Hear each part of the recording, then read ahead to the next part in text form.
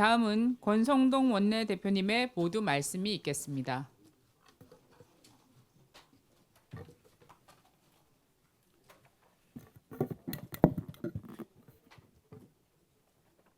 지난주 목요일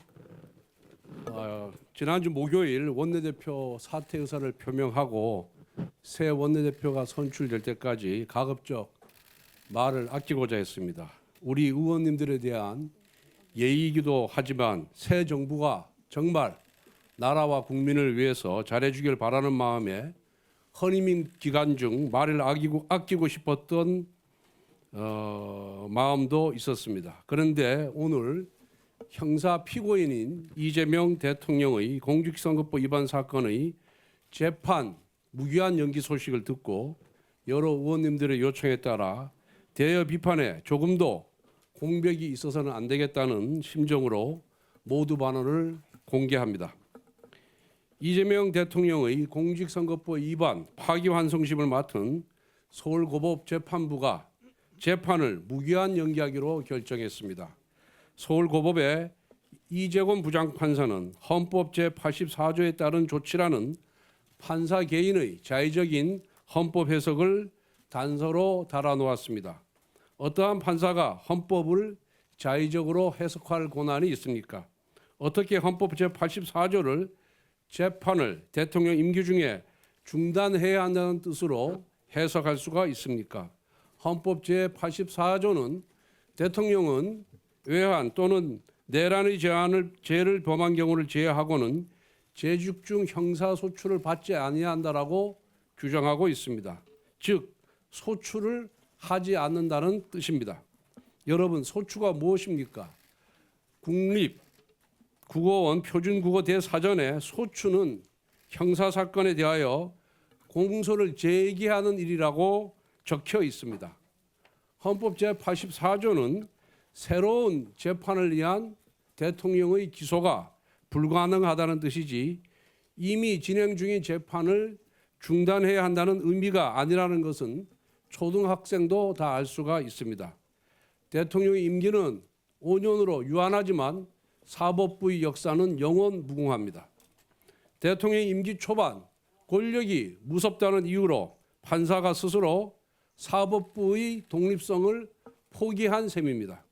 권력의 바람 앞에 미리 알아서 누워버린 서울고법 판사의 판단은 두고두고 사법부의 흑역사로 남을 것입니다.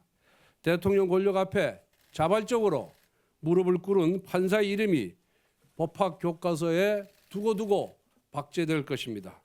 이재명 대통령의 대장동, 백현동, 위례 신도시, 성남 FOC 사건 재판의 공판기일이 6월 24일로 지정되어 있습니다. 복화 유용 사건은 준비기일 7월 1일, 불법 대북 송금 사건 재판은 준비기일이 7월 22일로 예정되어 있습니다.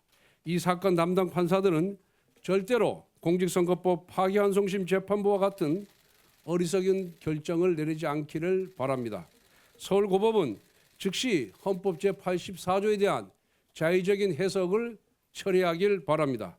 아울러 검찰은 항고를 통해서 헌법 제84조에 대한 해석을 대법원에 요청할 것을 촉구합니다.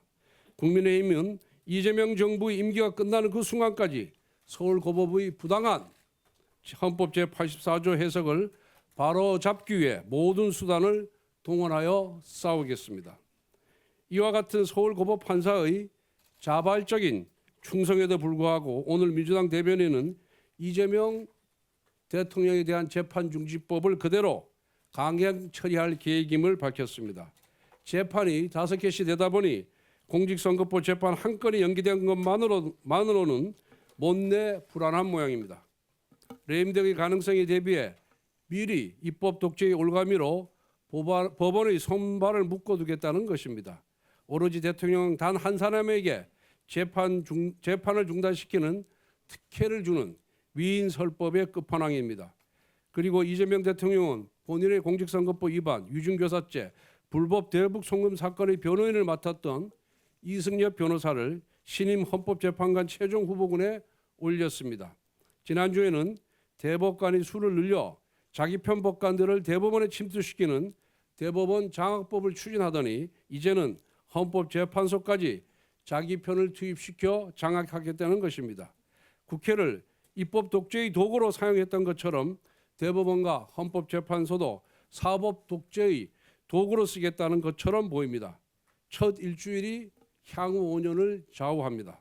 안타깝게도 이재명 정부의 출범 첫 일주는 통합도 민생도 아닌 오로지 방탄 독재의 길만 모색하는 모습이었습니다.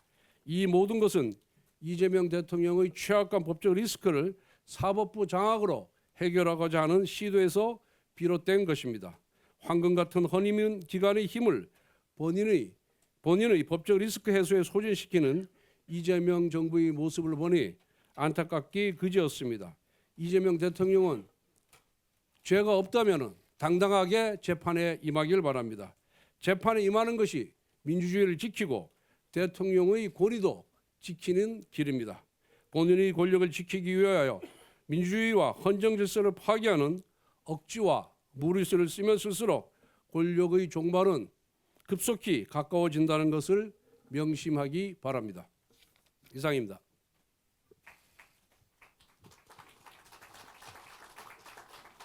네, 다음은 김용태 비상대책위원장의 인사 말씀이 있겠습니다.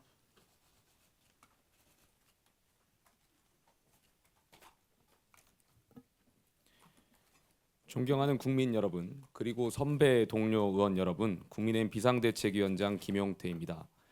저는 오늘 헌법과 법치주의의 근간이 흔들리는 심각한 현실에 대해 말씀드리려 합니다. 지금 이 순간 대한민국 사법부가 권력의 입김 앞에 흔들리는 정의의 저울이 되고 있습니다. 서울고등법원이 이재명 대통령의 공직선거법 위반 사건 파기환송심 1차 공판 기일을 또다시 연기했습니다. 그 이유로 든 것이 헌법 제84조 대통령의 불소추 특권이라고 합니다. 대통령이 되면 죄가 사라집니까? 헌법 84조는 면죄부가 아닙니다. 그 조항은 대통령의 국정 수행을 보장하기 위한 최소한의 장치이지 이미 기소된 형사 사건의 재판까지 중단하라는 것이 아닙니다. 있는 죄를 덮는 도구는 더더욱 아닙니다. 어떤 권력도 헌법 위에 설 수 없습니다. 이는 대통령이라고 해서 예외일 수 없습니다. 분노해야 할 지점은 분명합니다. 지난 5월 1일 대법원 전원합의체가 이 사건을 유죄 취지 파기환송했고 이에 따라 서울고법은 지난 15일 첫 공판을 열겠다고 밝혔습니다. 하지만 당시 이재명 후보 측은 선거운동 기간을 공평하게 보장해 달라며 기일 연기를 요청했고 법원은 그 요구를 그대로 수용했습니다. 이번에 또 미뤘으니 법원 스스로 통치 권력의 눈치를 보고 있다고 자인한 것이나 다름없습니다. 물론 우리는 알고 있습니다. 대통령의 직무가 헌법상 보호를 받는다는 점을 말입니다. 하지만 오늘 서울고법의 판단은 한마디로 사법의 유예입니다. 권력의 일정에 순응한 개별재판부의 결정입니다. 헌법 제84조 해석을 둘러싼 논쟁이 엇갈리는 만큼 최종 시민 대법원의 최종 결론을 구할 필요가 있습니다. 더 심각한 것은 민주당의 태도입니다. 개별재판부 판단에 맡기면 곤란하다면서 형사소송법 개정을 추진하겠다고 합니다. 대통령이 됐으니 아예 재판을 하지 못하게 막겠다는 것입니다. 이쯤 되면 사법부를 헌법이 부여한 독립기관으로서가 아니라 정치 권력의 하명기관쯤으로 여기는 것입니다. 존경하는 국민 여러분, 법 앞에 모든 국민이 평등하다는 헌법 정신이 무너지고 있습니다. 이재명 대통령은 유권자를 기만한 혐의로 대법원에서 유죄 취지 판결을 받았습니다. 그런데 대통령이 됐다는 이유 하나로 이 사건을 심리하지 않는다면 그게 과연 사법 정의에 맞습니까? 죄 있는 권력자는 법망을 피해도 괜찮다는 뜻입니까? 우리는 지금 대통령이 된 순간 죄가 정지되는 제왕적 불소추 특권 국가로 가는 길목에 서 있습니다. 국민의힘은 침묵하지 않겠습니다. 사법부가 눈을 감는다면 우리가 국민을 대신해 부당함을 고발하겠습니다. 정의의 이름으로 맞서겠습니다.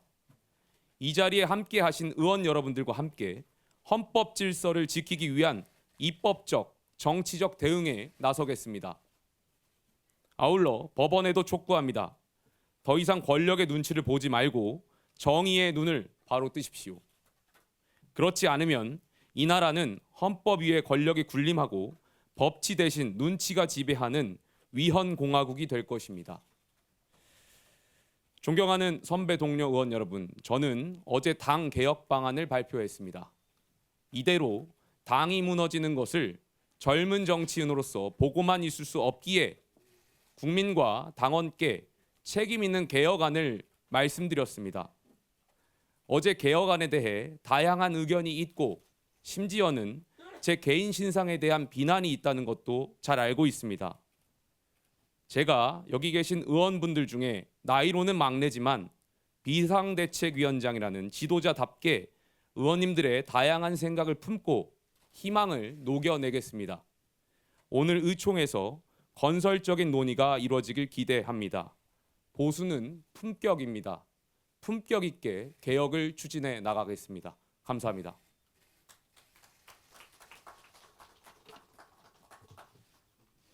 네, 지금부터 비공개로 진행되겠습니다.